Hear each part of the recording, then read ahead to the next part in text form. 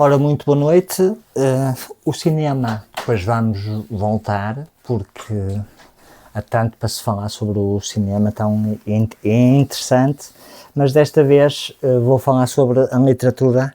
Eu pus literatura clássica, mas até onde é que se poderá considerar algo que é literatura clássica? Até o século XVI? Até o século XVII? Será que os autores do século XX já são clássicos? Não é? E depois também pô-la em confronto com a literatura moderna, que, para o bem ou para o mal, eu não conheço. Não conheço nenhum escritor hoje em dia, e eu tenho que falar nisto, sou um conservadorista na arte. Tenho aquela ideia estúpida, que não é verdadeira, de que na arte tudo o que é bom já foi feito e é uma cópia. Principalmente nas artes que eu gosto. A única que eu ainda ia conseguindo ver, e ainda ia conseguindo ver coisas novas, mas cada vez acho pior, é o cinema. Na literatura, então, é o que eu vou falar daqui a pouco. E na música também, mas isto tem a ver com muitas coisas que nós ouvimos agora, e também não temos tanto tempo para ouvir tantas coisas, porque de certeza que saem muitas músicas e músicos absolutamente fantásticos, e também existem escritores fantásticos que se calhar não são vistos nem são falados. Entretanto, vamos falar sobre a literatura clássica, e então eu vou, na minha concepção, como este programa é meu, e este canal é meu, eu vou classificar as literaturas, a literatura como eu quero. A literatura clássica, neste caso, vai ser considerada a literatura de gênio. E pode ir até 1990. Enquanto a outra literatura é a literatura de lixo. Pronto. Um luxo que é um lixo. E vamos começar pela literatura não é bem de lixo, mas é de lixo comparado com os génios da sua geração. Ele é o último vivo, desde que a Agostina Luís morreu, que escrevia muito bem, é o único que está vivo, que tem uma inveja enorme do Saramago, por ganhar o prémio Nobel, que fala muito melhor do que escreve, e portanto, comparado com Saramago, com Virgílio Ferreira, com José Cardoso Pires, com Agostina Bessa Luís, este senhor que está aqui é lixo comparado com essas pessoas. Não quer dizer que ele escreva mal, não quer dizer que ele escreva mal, não digo que ele escreva mal, mas eu hei de amar uma pedra, confesso que nunca li. Isto tem muitos diálogos. Vou só ler aqui só um parágrafo. Um dos bambus perverso, bicudo, do partido dela, a lacerar-me a nádega. A cama de bambu também. Por este andar o tocador de bambu, um búfalo, abanando a papada do arrozal da sala, o vento aborreceu-se do papel, proferiu moitas que saracoteavam discordando de mim, e as cambalhotas cessaram, mas o galope continuou e eu com ele. Saltei uma barreira, uma sebe, um arbusto, enruguei o tapete, entornei o rádio, quase tombei um banquinho, a enfermeira a proteger o banquinho, de madeira a regressar-lhe ao nariz. Pronto. É um parágrafo do António Lobo Antunes, não posso dizer mais nada sobre isto. O António Lobo Antunes, na minha opinião, quer ser mais do que aquilo que alguma vez conseguirá ser e utiliza muito as palavras do dia a dia com outras palavras, anda muito nessa mistura e as pessoas gostam. Não estou a dizer que é um que escreva mal, o que eu digo é que o António Lobo Antunes é lixo comparado com Agostina Bessa Luís, Saramago, Jorge Sena, Virgílio Ferreira, António Gedeão, Miguel Torga, tantos que... José Cardoso Pires, que era o melhor romancista do século XX, para mim foi o melhor, ou pelo menos dos finais do século XX. Havia também que é muito pouco falado e escrevia muito bem, Por Quem os Lobos Uivam, já não me lembro agora do nome dele, também foi muito associado ao Partido Comunista, pronto. Entretanto, António Lobo Antunes é para deixar de lado. António Lobo Antunes é só para ir à televisão ouvi-lo falar, porque ele fala muito, muito bem, é psiquiatra, ok? António Lobo Antunes é para esquecer. Então eu desde pequeno sempre tive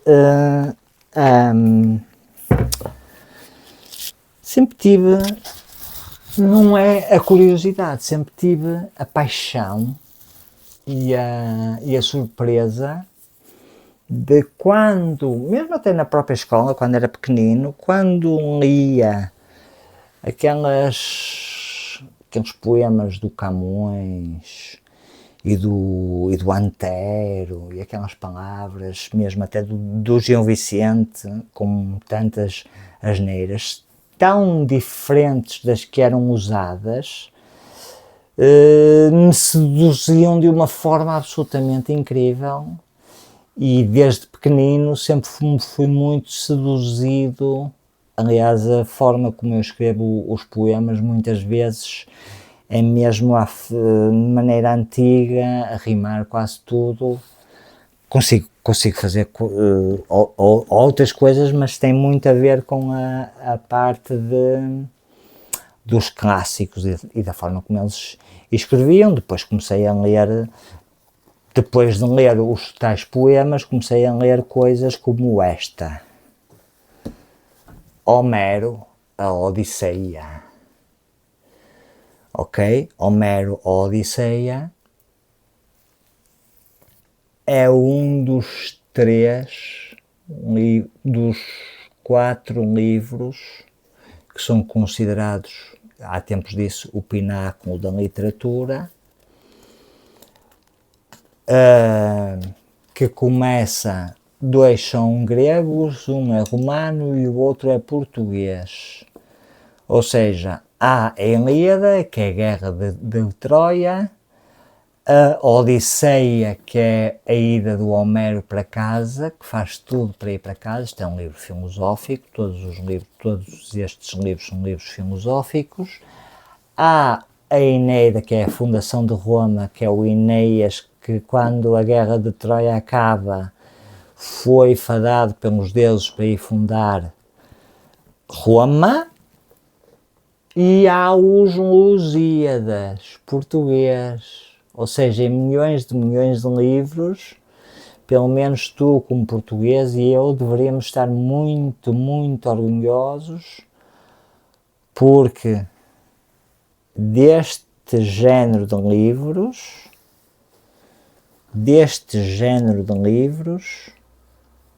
só existem em milhões e milhões que se saiba, não é? Não sei, fala-se no Gilgamesh, mas o que se fala mais na Europa, só existem 4. E um é o do Camões. Então eu vou ler só um bocadinho deste. Deixa-me só ver aqui. Ela falava assim: eu atirei por sobre o ombro a minha grande espada de bronze cravejada de prata, e também o arco, e exortei-o a tornar pelo mesmo caminho, a fim de me guiar. Mas ele, envolvendo-me os joelhos com os seus 2 braços, implorava-me e dirigia-me gemendo estas palavras zangadas: não me conduzas até lá contra a minha vontade, discípulo de Zeus, deixa-me aqui. Tenho a certeza de que não voltarás e de que não trarás nenhum dos teus companheiros. Apressemo-nos antes a fugir com estes, talvez possamos ainda evitar o dia funesto. Ele falava assim e eu repliquei-lhe: Euríloco, fica então aqui neste sítio a comer e a beber, junto da negra e côncava nau, mas eu irei. Impele-me a isso a premente necessidade. Ora, o que é que está no parágrafo lido do Lavantunas e o que é que está aqui neste parágrafo lido do Homero? O Homero aqui é muito mais simples, não precisa de dizer que foi para um baú e falar sobre pérolas e mais coisas que parece que vêm de uma casa de penhores. Aqui não, aqui num parágrafo está um diálogo do Ulisses com alguém que é cobarde, que quer ficar, e tudo muito bem escrito e muito bem dito para as pessoas perceberem logo tudo. E é por isso que é um clássico. Num parágrafo diz muito mais do que neste suposto livro do António Lavantunes, que só devia ir para a televisão falar. Por isso é que isto é um clássico. Não só por isso, porque em qualquer frase, em qualquer palavra se encontra tudo, mas o livro em si é um pensamento, é uma filosofia, é a parte do Ulisses fazer tudo para chegar a casa com quem ama. O Ulisses passa por tudo. O Ulisses, até numa ilha cheia de mulheres que lhe dão a imortalidade e dizem para ele ficar só com elas, a divertir-se para toda a vida, e ele nem isso quer, porque ele quer voltar para a sua mulher e para a sua família. O Ulisses de Homero, ou seja, quando se diz isto é uma odisseia, odisseia vem deste livro. Há muitas coisas que vêm dos gregos. Uma odisseia é uma história em que o herói tem que passar por 1000 privações até chegar onde quer. É a tal odisseia do Ulisses. Pois há os deuses pelo meio. Entretanto, Fernando Pessoa, Mensagem, é outro clássico, não é? Como é óbvio, não é? Não vou estar aqui a ler. Por exemplo, estou aqui com um livro clássico, Crónica do Condestável de Portugal, por um autor anónimo do século XIV. Não vou ler, isto são clássicos.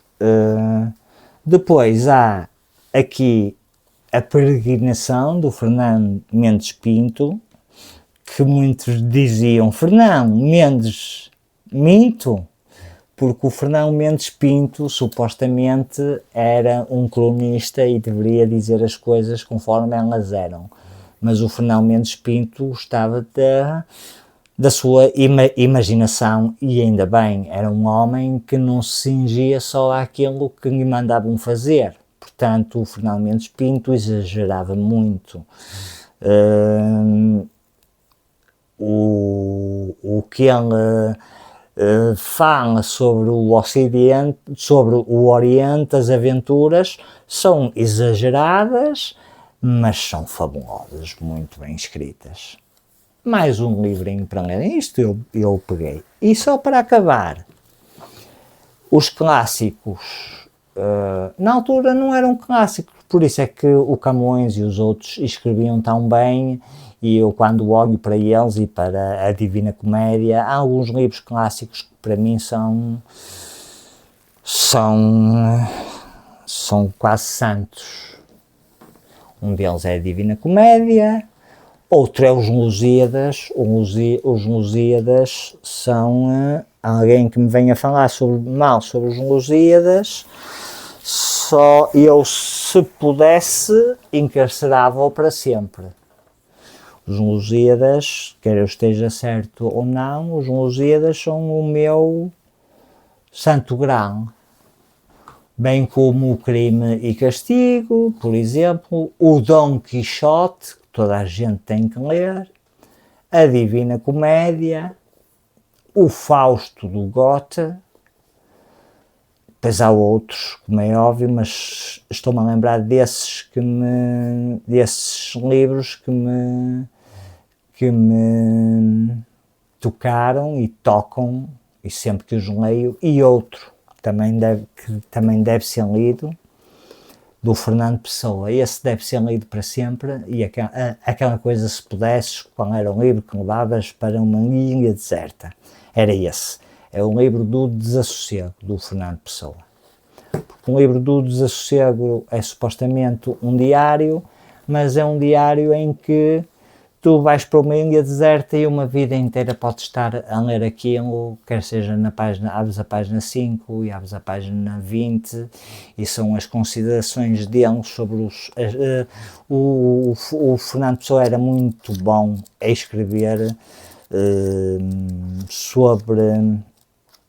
sobre poesia, sobre estados de espírito. Porquê? Porque a hibridez dele, como pessoa, era uma pessoa híbrida, com alguns problemas, como é óbvio, era uma pessoa só, e a parte psicológica é muito importante. A hibridez dele, querer fazer as coisas e estar sozinho, e se calhar não conseguir, e não fazer, e pôr isso tudo em sonho de não precisar, torna-se magnífico. Portanto, o livro do Desassossego e os Poemas do Fernando Pessoa são uma coisa também fenomenal. Portanto, o livro do Desassossego, vocês têm mesmo que ler. Estava aqui com um livro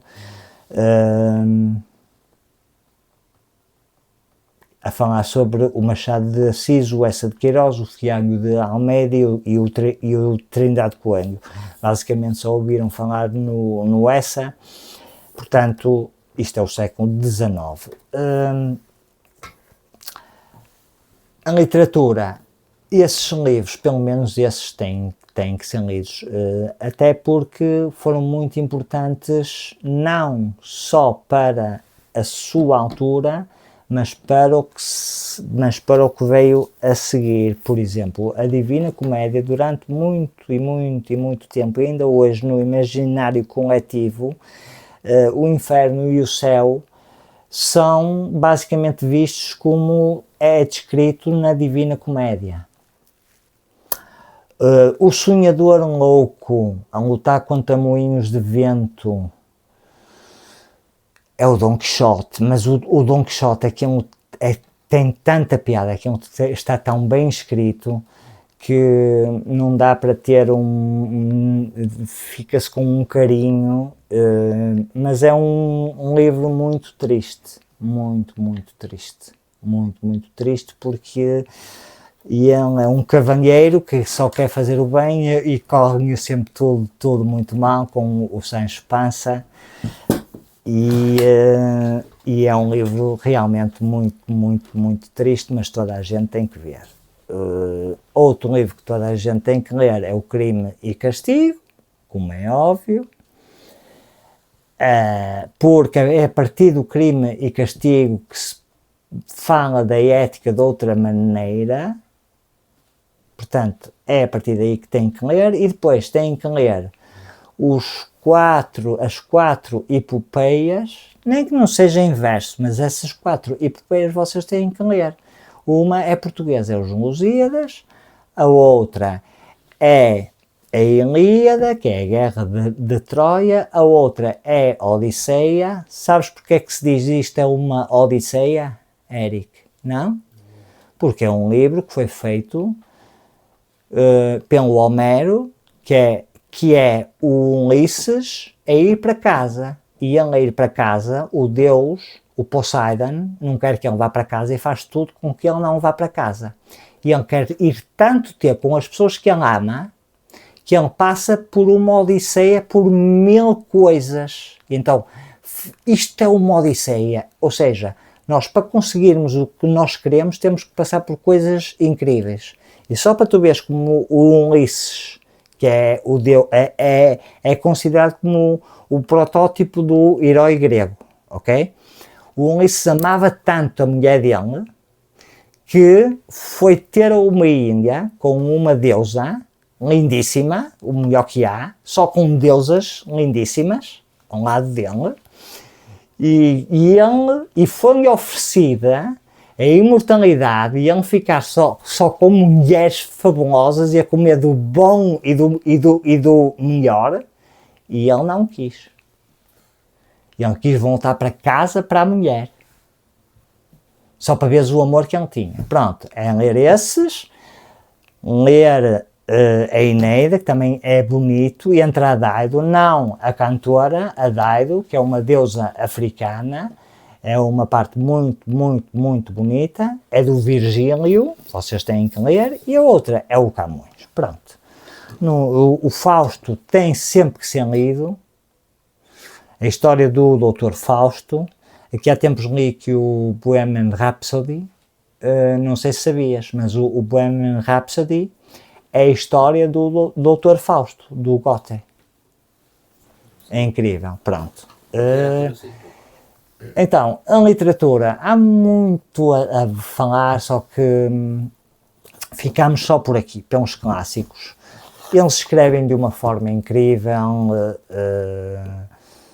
muitos com palavras que parecem ser muito difíceis, outros de uma forma que nos desarma de tão simples serem escritos.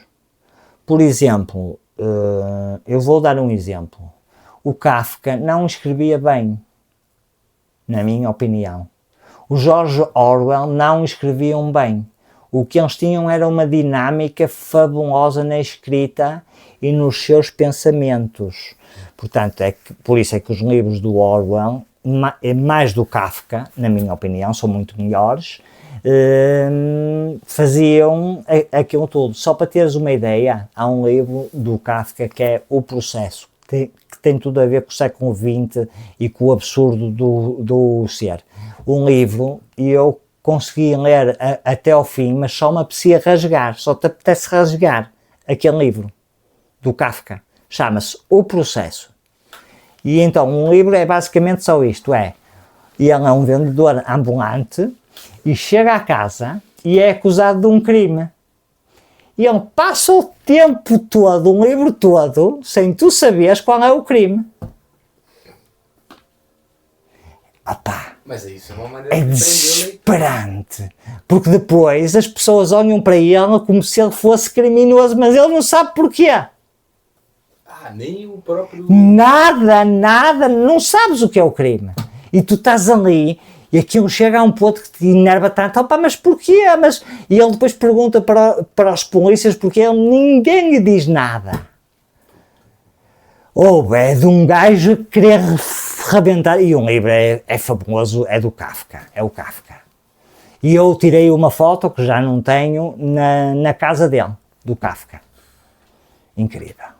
O gajo é mesmo muito bom. Depois tem um que é a metamorfose, que ele chega à casa e transforma-se em barata. Tem o Castelo, tem a América, o Cartas ao Pai. A minha filha gosta muito, eu gosto muito. Kafka é muito bom. Pronto, há tantas coisas muito boas. Depois voltamos. A literatura, para mim, é algo que eu gosto, não gosto tanto como ao cinema, mas eu posso estar aqui a noite toda, não é toda a noite, eu posso estar aqui a minha vida toda a falar sobre literatura e sobre autores e sobre livros. Portanto, também não vou estar sobre isso. Vocês acham que devem ler certos livros e o que vocês têm que fazer com os livros é não ler livros à maluca. Agora vão ler um livro daqui, outro livro dali. Não.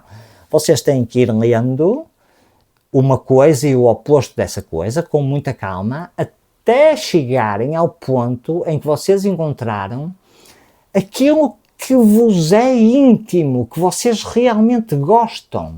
Então, quando vocês gostam desse autor e que vos diz alguma coisa, vocês já não precisam de estar a ler o outro autor, só de vez em quando, só para saberem.